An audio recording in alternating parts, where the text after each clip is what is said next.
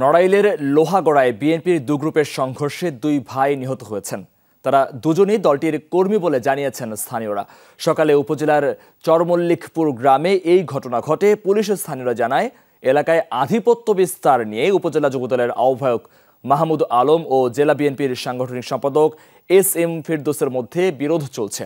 সকালে ফেরদৌসের অনুসারী মিরান শেখ ও জিয়াউর শেখের উপর হামলা চালায় মাহমুদের অনুসারীরা।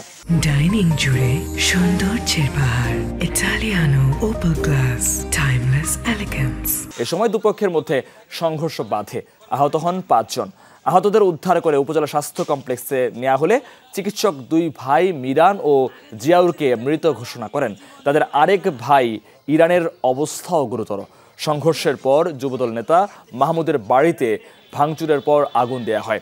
এলাকায় অতিরিক্ত পুলিশ মোতায়েন করা হয়েছে। মাহমুদ এবং ফেরদৌস দুটো গ্রুপ, তাদেরকে নিজেদের আধিপত্য বিস্তারকে কেন্দ্র করে এই ঘটনার সূত্রপাত, এবং আমরা চেষ্টা করেছি সর্বত্রভাবে যে তাদেরকে ঠান্ডা রাখার জন্য, এবং তারা আশ্বস্ত করেছিল যে তারা কোনো ঝামেলা জড়াবে না। তারপর সকালবেলায় তারা নিজেদের মধ্যে ঝামেলা সৃষ্টি করে, এবং পুলিশ আসার আগেই তারা আসলে একই পরিবার দুই ভাইকে তারা অতর্কিত আক্রমণ করে নিতে পারে।